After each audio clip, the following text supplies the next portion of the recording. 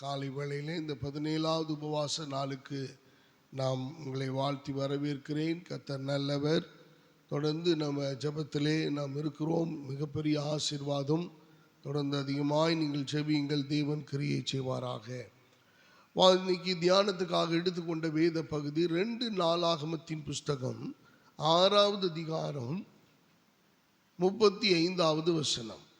2 நாளாகமத்தின் புஸ்தகம் 6வது அதிகாரம் 35வது வசனம். பரலோகத்தில் இருக்கிற தேவரீர் அவர்கள் விண்ணப்பத்தையும் வேண்டுதலையும் கேட்டு அவர்கள் நியாயத்தை விசாரிப்பீராக. அன்பான கர்த்தருடைய பிள்ளைகளே, இது எந்த விதமான சூழ்நிலையில் இந்த வார்த்தையை தேவன் நமக்கு கட்டளையிடுகிறார் என்றால், இதனுடைய பேக்ரவுண்டை நம்ம அறிந்து கொள்ளும் போது, சாலமோன் தேவாலயத்தை கட்டுகிறார். அதை கட்டி பிரதிஷ்டை பண்ணப்படுகிறதான ஒரு சூழல். அப்பொழுது ஆண்டவரை நோக்கி விண்ணப்பம் பண்ணுகிற ஒரு விண்ணப்பத்தினுடைய ஒரு பகுதி தான் இப்பொழுது நாம் வாசித்ததான வேத பகுதி. அன்பானவர்களே, அப்ப அவர் சொல்லும்போது சொல்லுகிறார், பரலோகத்தில் இருக்கிற தேவரீர் அவர்கள் விண்ணப்பத்தையும் வேண்டுதலையும் கேட்டு அவர்கள் நியாயத்தை விசாரிப்பீராக. இந்த வசனம் பார்க்கும்போது நமக்கு ஒன்றும் விளங்காதது போல் இருக்கலாம். ஆனால் இதுக்கு முந்தின வசனத்தை நாம் வாசிப்போம் 34. நீர் உம்முடைய ஜனங்களை அனுப்பும் வழியிலே அவர்கள் தங்கள் சத்துருக்களோடு யுத்தம் பண்ண புறப்படும் போது நீ தெரிந்து கொண்ட இந்த நகரத்துக்கும் உம்முடைய நாமத்திற்கு நான் கட்டின இந்த ஆலயத்திற்கும் நேராக விண்ணப்பம் பண்ணினான். எனக்கு அன்பான தேவனுடைய பிள்ளைகளை, அப்ப நல்ல கவனிங்க. என்ன சொல்றார் அப்படின்னா, ஆண்டவரே உம்முடைய ஜனங்களை நீங்க வழி நடத்திக்கிட்டு போறீங்க.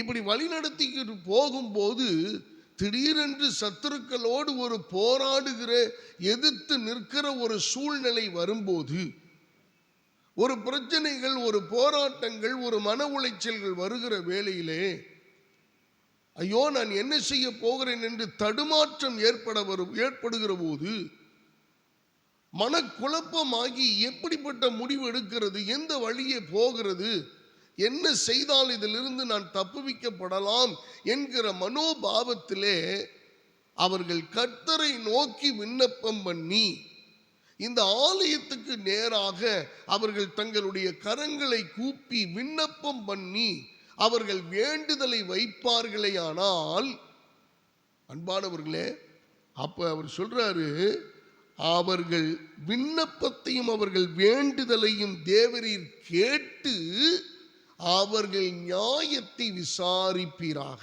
ஹல்லேலூயா.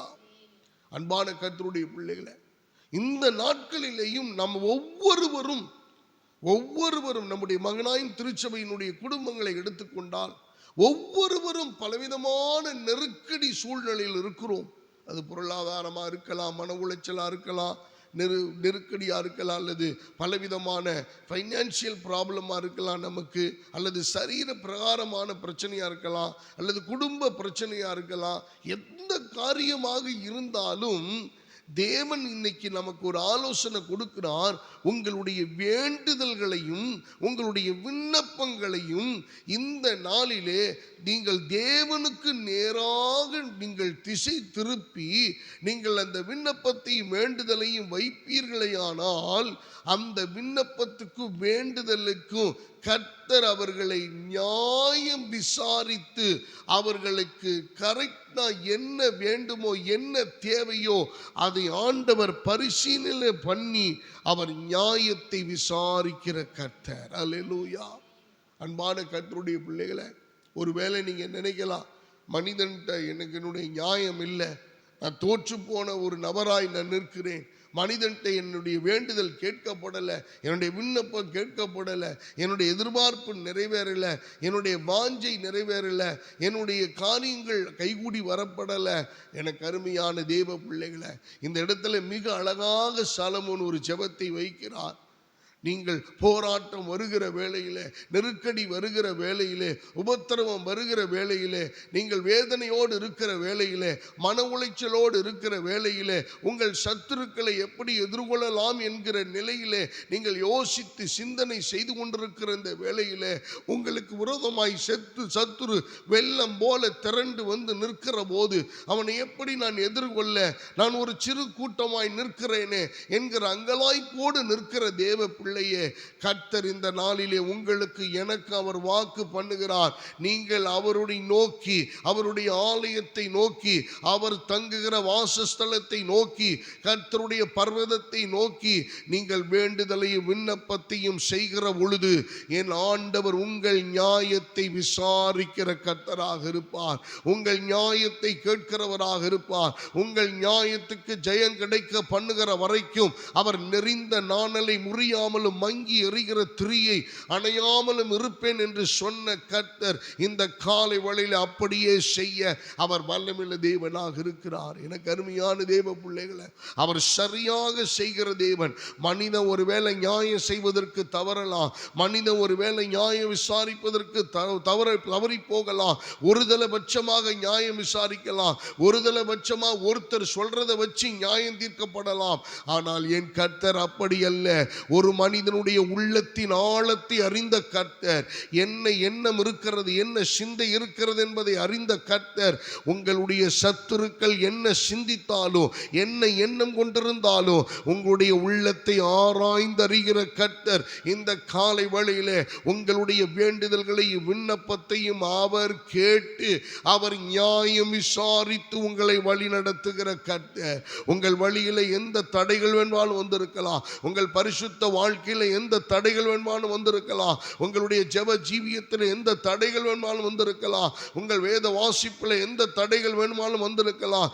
இந்த காலை வேளையிலே நீங்கள் கர்த்தரை நோக்கி விண்ணப்பம் பண்ணும் பொழுது உங்கள் தடைகளை நீக்குகிற கர்த்தர், உங்கள் தடைகளை உடைத்தெறிகிற கர்த்தர், உங்களுக்கு முன்பாக கடந்து போவேன் என்று வாக்கு பண்ணின கர்த்தர், அவர் உங்கள் வேண்டுதலையும் விண்ணப்பத்தையும் கேட்டு அவர் சரியாய் நியாயம் விசாரிக்கிற கர்த்தர். எனக்கு அன்பான கர்த்தருடைய பிள்ளைகளை, எனக்கு நல்ல கவனிங்க. சாலமோன் இடத்திலே பதவிக்கு வந்த பிறகு 2 பேர் அவர்கள் நியாயம் கேட்கறதுக்காக போறாங்க. 2 பெண்கள். இந்த 2 பெண்கள்ல ஒருத்தி குழந்தை வச்சிருக்கிறான். அப்ப இந்த குழந்தையை வைத்திருக்கும் போது அந்த குழந்தையை எடுத்துட்டு சொல்றா, ஒருத்தி சொல்றா, இது ஏன் குழந்தை, அவ குழந்தை நைட்டு பரண்டு படுக்கும்போது மேலே விழுந்து செத்து போச்சு அந்த குழந்தை, ஆகவே என் குழந்தைய நைட்டு எடுத்து வச்சுக்கிட்டா அப்படின்னு ஒருத்தி கம்ப்ளைண்ட் பண்ணுறா. இன்னொருத்தி சொல்கிறா, இல்லை நான் அப்படி செய்யலை, இது ஏன் குழந்தை எனக்கு நல்லா தெரியும் அப்படின்னு. இப்போ இந்த தீர்ப்பு சொல்லணும், நியாயம் விசாரிக்கணும். சாலமோனிடத்தில் இப்படிப்பட்ட ஒரு பயங்கரமான பஞ்சாயத்து வந்து இருக்கிறது. இதுக்கு எப்படியாவது பதில் சொல்ல வேண்டும். ஆண்டவர் கொடுத்த ஞானத்திலே அவர் செய்த காரியம் என்ன தெரியுமா? ஒருதலை பட்சமா அவர் நியாயம் விசாரிக்கல, ஒருத்தி கேட்கறத மாத்திரம் கேட்டு அவர் நியாயம் சொல்லலை. அவர் சொன்ன காரியம் என்ன தெரியுமா?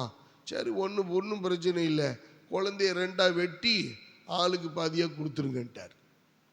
அந்த உண்மையான தாய் பதறுகிறாள், உண்மையான தாய் மாரில் அடித்துக் கொள்ளுகிறாள். அவளுக்கு ரொம்ப மன உடைகிறது. ஐயோ வேணாம், அப்படி செய்ய வேணாம், என் குழந்தை என்னோட இல்லைனாலும் பரவாயில்லை, என் குழந்தை உயிரோடு இருந்தா போதும் அப்படின்னு உண்மையுள்ள தாய் சொன்னாள். ஆனால் அந்த பொய் பேசினவன் என்ன தெரியுமா நடந்துச்சு? இல்லை வெட்டி கொடுத்துருங்கன்ட்டா. வெட்டி கொடுத்துருங்க, அவளுக்கு வேணாம் நமக்கு வேணாம், எனக்கு ஒரு கண்ணு போச்சுன்னா எதிரிக்கு 2 கண்ணும் போகட்டும் அப்படிங்கிற நிலைமையில் அவள் பேசினதை அந்த இடத்துல இருந்த எல்லா நியாயசாஸ்திரிகளும் புரிந்து கொண்டார்கள் யார் உண்மையான தாயின்னு. குழந்தையை பிடுங்கி உண்மையான தாயினிடத்திலே அவர் கொடுத்தார். நம்முடைய கர்த்தர் அப்படித்தான். ஒருவேளை உங்களுக்கு இதுவரைக்கும் நியாயம் கிடைக்காம இருந்திருக்கலாம். ஒருவேளை நியாயம் விசாரிக்கப்படுவதில் ஒருதலைபட்சமா இருந்திருக்கலாம். ஒருவேளை நியாயம் கேட்கப்படுகிற இடத்துல உங்களுக்கான சரியான நியாயம் வழங்கப்படாமல் இருந்திருக்கலாம். நீதி செய்யப்படாமல் இருந்திருக்கலாம். ஆனா கர்த்தர் இந்த காலை வேளையிலே சொல்லுகிறார், உங்களுடைய ஜெபமும் உங்களுடைய விண்ணப்பங்களும் உங்களுடைய வேண்டுதல்களும் பரிசுத்த கர்த்தரை நோக்கி இருக்குமே ஆனால், என் தேவனாகிய கர்த்தரை மாத்திரம் சார்ந்திருக்குமே ஆனால், உங்களுடைய உள்ளமும் உங்களுடைய மனதும் தேவனை மட்டுமே நோக்கி இருக்குமே ஆனால், உங்களுடைய உண்மைத்துவம் அந்த இடத்தில் இருக்குமானால், உங்களுடைய பரிசுத்த சிந்தை அங்கு இருக்குமே ஆனால், என் தேவனாகிய கர்த்தர் சரியாக அவர் உங்கள் வாழ்க்கையில நியாயம் விசாரிக்கிற கர்த்தராக இருப்பார். ஹல்லேலூயா. கர்த்தருக்கு மகிமை உண்டாவதாக. எனக்கு அன்பான தேவ பிள்ளைகளை, உங்களுடைய வேலைகளில், உங்களுடைய படிப்பில், உங்களுடைய வாழ்க்கையில், உங்கள் எதிர்காலத்தில், உங்களுக்கு வர வேண்டிய பண காரியங்களில், உங்களுக்கு கிடைக்க வேண்டிய அனுகூலமான காரியங்களில் ஒருவேளை எந்த தடைகள் வேண்டுமானாலும் இருந்திருக்கலாம். ஆனால் இந்த 17வது உபவாச நாளிலே கர்த்தர் உங்களை என்னை பார்த்து சொல்லுகிறார், என் மகனே, என் மகளே, உன்னுடைய வேண்டுதலை நான் கேட்டிருக்கிறேன். உன்னுடைய விண்ணப்பத்துக்கு நான் பதில் செய்ய விரும்புகிறேன். உனக்கு ஒரு நியாயம் செய்ய நான் விரும்புகிறேன் என்பதாக. எனக்கு அன்பானவர்களே, கர்த்தர் அப்படியே நம்முடைய ஜெபத்தை விசாரிக்கிற கர்த்தர். நம்முடைய விண்ணப்பத்தை, வேண்டுதல்களையும் நியாயத்தையும் விசாரிக்கிற கர்த்தர். அவர் மறுபரிசீலனை செய்கிற கர்த்தராக இருக்கிறார். ஆமீன். கர்த்தர் அப்படியே செய்வாராக. இந்த மகனாயின் திருச்சபையில் இருக்கிற ஒவ்வொரு குடும்பத்துக்கும், ஒவ்வொரு தனிப்பட்ட நபர்களுக்கும், ஒவ்வொரு பிள்ளைகளுடைய வேலையிலும், வருமானத்திலும், குடும்பத்திலும், அவர்கள் ஏற்ற தாழ்வுகளில் இருக்கிற ஒவ்வொரு போராட்டங்களின் நடுவிலையும் கர்த்தரே நியாயம் விசாரிப்பாராக. ஆமீன், ஆமீன். கர்த்தருக்கு நன்றி செலுத்துவோம். ஆண்டவருக்கு நன்றி செலுத்தி இந்த வசனத்தை அப்படியே நம்ம பெற்றுக்கொள்வோம். கர்த்தர் பெரிய காரியங்களை, அவர் நியாயம் விசாரிக்கிற கர்த்தராய் இந்த நாளிலே நமக்கு முன்பதாக அவர் கடந்து செல்லட்டும். அவருக்கு இடம் கொடுப்போம். அவர் பெரிய காரியங்களை செய்வாராக. கர்த்தருக்கே மகிமை உண்டாகட்டும். பாசம் அவர்கள் ஜெபம் பண்ணி